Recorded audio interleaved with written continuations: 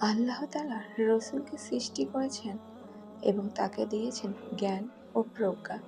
তার প্রতিটি কথা, কাজ এবং তার ভেতর বাহিরকে স্বচ্ছ ও পবিত্র করেছেন। আসসালামু আলাইকুম। কেমন আছেন সবাই?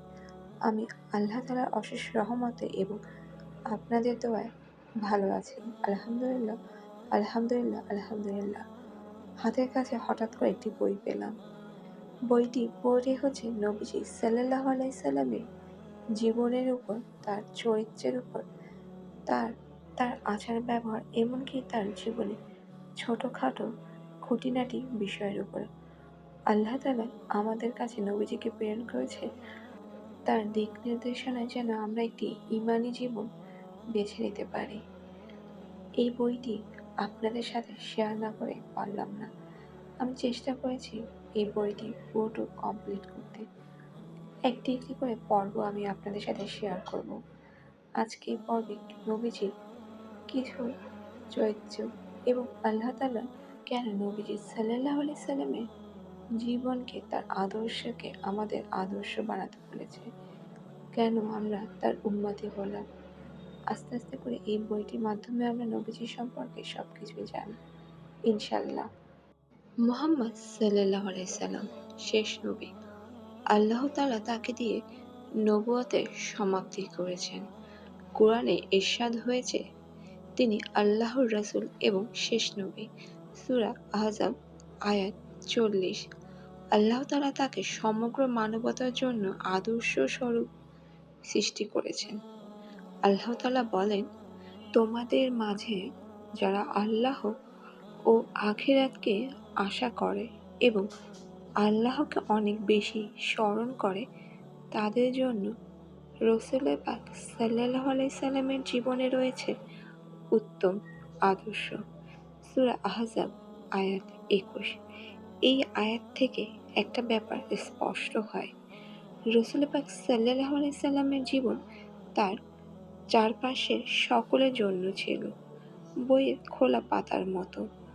বন্ধু ও শত্রু, পুরুষ ও নারী, বড় ও ছোট, কাছের ও দূরের, নির্বিশেষে সবার কাছেই তার জীবন ছিল স্পষ্ট, পরিষ্কার, স্বচ্ছ পানির মতো।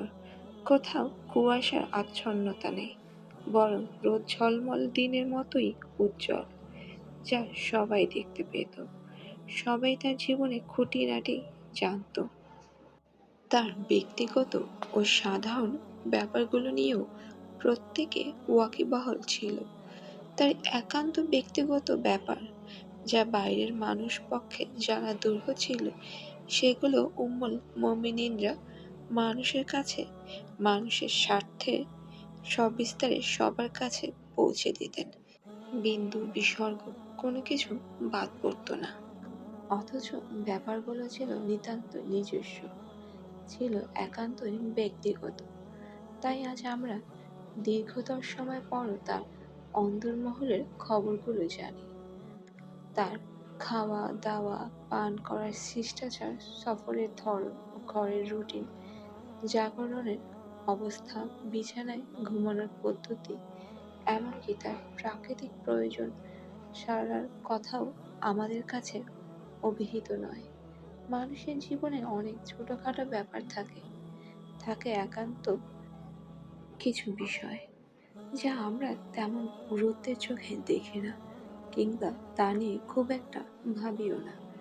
অনেক বড় বড় মানুষ এবং বিখ্যাত ব্যক্তিদের জীবনে এমন অনেক ছোটখাটো ব্যাপার থাকে যা আমাদের নজরে এড়িয়ে যায়।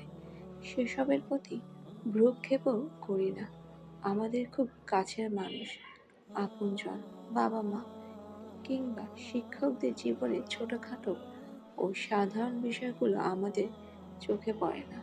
এমনকি নিজেদের জীবনেও এমন ছোটখাটো ব্যাপারগুলো নিয়ে আমরা তেমন একটা আগ্রহী হই না। আমরা অনেকেই কোনো কিছুকে গুরুত্ব না দিয়ে অনেক সময় অনেক কাজ করে ফেলি। আর সে সম্পর্কে জিজ্ঞাসা করা হলে বলি, আমি তো এত ভেবে করিনি। আবার অনেক সময় কৃতকর্মটির সঙ্গে নিজের সম্পৃক্ততা নিয়ে আড়িষ্ঠতা বোধ করি। কিন্তু রাসূল পাক সাল্লাল্লাহু আলাইহি সাল্লামের জীবনের সব কিছু ছোট থেকে অতি ক্ষুদ্র বিষয়েও আমরা সবিস্তারে জানি। পুঙ্খানুপুঙ্খানুভাবে তার জীবনটা আমরা জানি। তা যেন বইয়ের খোলা পাতা। তার জীবনে কোথাও কোনো খাদ নেই। সর্বত্র স্বচ্ছইক অনিন্দ্য সুন্দর জীবন। সুবহানাল্লাহ, সুবহানাল্লাহ, সুবহানাল্লাহ। সংরক্ষিত জীবনী। মহান আল্লাহ তাআলা ঘোষণা দিয়েছেন রসূলের জীবন সংরক্ষণের জন্য একেবারেই সবিস্তারে খুঁটিনাটি সহ সব কিছু আদি অন্ত। আপনি যখন রসূলের জীবনের উপর লেখা মৌলিক গ্রন্থগুলো হাতে নেবেন, যেমন ইমাম তিরমিজির আশা শামায়েল আল মুহাম্মাদিয়া এবং আলবানীর মুক্তাসারা ইত্যাদি, অবাক নয়নে দেখবেন সেখানে তার জীবনের আদি অন্ত বর্ণনা করা আছে। এমনকি সেসব এমনকি সেসব গ্রন্থগুলোতে তার চুলে ও মাথায় পাক ধরার মতো তুচ্ছ বিষয়ের যথাযথ বিবরণ রয়েছে। হযরত আনাস রাদিয়াল্লাহু তাআলা আনহু থেকে বর্ণিত, তিনি বলেন, আমি নবীজির চুলে ও মাথায় গুনে গুনে 14টি শুভ্র চুল পেয়েছি। অন্যান্য বর্ণনায় এসেছে তার মাথায় ও চুলে 20টিও শুভ্র কেশ নেই। বুখারী শরীফ 3547, 3548, 5900। অপর একটি বর্ণনায় এসেছে যখন আল্লাহর রাসূল সাল্লাল্লাহু আলাইহি সাল্লামকে তুলে নেন, তখনও বার্ধক্য তার উপর একেবারে ঝেঁকে বসেনি। ওয়াফাতের দিন তার চুল ও দাড়ি মিলে 30টির বেশি পাকা চুল পাওয়া যায়নি। নবীজির জীবনী এতটাই সংরক্ষিত, তার পাকা দাড়ি ও চুলের সংখ্যাও গ্রন্থভুক্ত হয়েছে। এমনকি সেই কেশগুলোর অবস্থানও নির্ধারিত আছে। সুবহানাল্লাহ। সিরাতে নবীর সবচেয়ে সুন্দর ও উজ্জ্বল দিক হলো এসব সংরক্ষণের নিশ্চয়তা স্বয়ং আল্লাহ তাআলাই দিয়েছেন। সুবহানাল্লাহ। তিনি মানুষের জন্য নবীজির চরিত্র আদর্শ হিসেবে গ্রহণ করার ঘোষণা দিয়েছেন। আল্লাহু আকবার। মহান আল্লাহ শতাব্দীর পর শতাব্দী এক অনুপম রীতিতে সিরাতে নবী সংরক্ষণ করেছেন। এই উম্মাহর আলিম ইতিহাসবিদগণ সিরাত সংরক্ষণে সীমাহীন গুরুত্ব দিয়েছেন, আর এই কাজে তারা পূর্ববর্তী সকল জাতিকে পেছনে ফেলেছেন। এই ময়দানে মুসলিম উম্মাহের সঙ্গে অন্য কোনো জাতির তুলনাই চলে না। অন্যান্য জাতি নিজেদের নবী ও রাসূলের ব্যাপারে যা লিখেছে তা মুহাম্মদ মুস্তাফা সাল্লাল্লাহু আলাইহি সাল্লামের উপর লিখিত গ্রন্থের তুলনায় অতি নগণ্য। আপনি যদি কোনো ইহুদিকে মুসা আলাইহিস সালামের ব্যাপারে জিজ্ঞাসা করেন, সে বড়জোর কিছু দুর্বল ও বিলুপ্ত কথা বলতে পারবে। সে কথার না আছে কোনো ভিত্তি আর না আছে কোনো বাস্তবতা। কিন্তু মুসলিম আলিমগণ রাসূলের জীবনের অতি ক্ষুদ্র ও সামান্য ব্যাপারেও নিপুণ বর্ণনা দিয়েছেন। সুবহানাল্লাহ।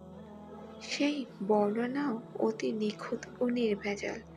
কোথাও কোনো কালিমার লেশমাত্র নেই। সুবহানাল্লাহ, সুবহানাল্লাহ, সুবহানাল্লাহ। বর্ণনাকারীদের নামও অতি যত্নে গ্রন্থভুক্ত করা হয়েছে। এমনকি সেই যুগে বর্ণনাকারীদের প্রায় 5 লাখ নাম পাওয়া যায়। অথচ এই মহান আলিমদের কাছে কোনো ল্যাপটপ, কম্পিউটার, টাইপরাইটার ইত্যাদি কোনো উন্নত ছাপার যন্ত্র ছিল না, কিন্তু তাদের স্মরণশক্তি ও মুখস্থ করার ক্ষমতা ছিল অভাবনীয়। এমনকি এই স্মরণশক্তি এতটাই প্রখর ছিল যে তা বর্তমানে বৈজ্ঞানিক যন্ত্রপাতির উৎকর্ষতাকেও হার মানায়। তাদের এই প্রখর স্মরণশক্তি ও অমানুষিক শ্রম ব্যবহৃত হয়েছে রাসূলের সুন্নাহ ও নির্দেশনাকে সংরক্ষণে, তার জীবনের সুরক্ষায়। সুবহানাল্লাহ, সুবহানাল্লাহ, সুবহানাল্লাহ। নবীজির নিকলুস জীবনী। আল্লাহ তাআলা রাসূল পাক সাল্লাল্লাহু আলাইহি সাল্লামকে সৃষ্টি করেছেন এবং তাকে দিয়েছেন জ্ঞান ও প্রজ্ঞা। তার প্রতিটি কথা, কাজ এবং তার ভেতর বাহিরকে স্বচ্ছ ও পবিত্র করেছেন। সিরাত পড়তে গিয়ে যে ব্যাপারটা সবচেয়ে বেশি চোখে পড়ে তা হলো সমগ্র সিরাতই ভালোবাসা ও প্রীতির দিকে আহ্বান করে, এমনকি তার বাহ্যিক রূপও। আপনি যখন নবীজির সমস্ত দেহাবয় ও আকৃতির পূর্ণ বর্ণনা করবেন, যেমন তার চুল, বাহ্যিক রূপ, চেহারার সৌন্দর্য, পোশাক পরিচ্ছদ, আকৃতি, অবয়ব ইত্যাদি, তখন আপনার হৃদয় ভালোবাসায় পূর্ণ হয়ে উঠবে। সুবহানাল্লাহ।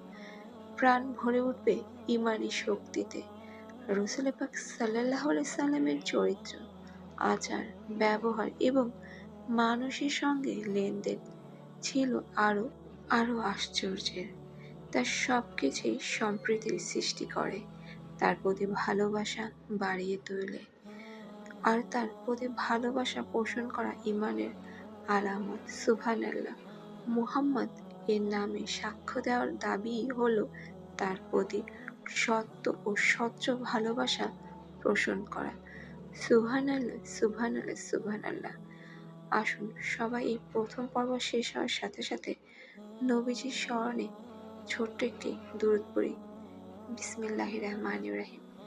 সাল্লাল্লাহু আলাইহি ওয়াসাল্লাম।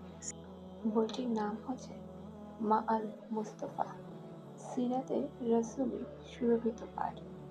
অনুবাদ করেছেন ফারুক আজম, আর এটি লিখেছেন ডক্টর সালমান আল আওদাহ।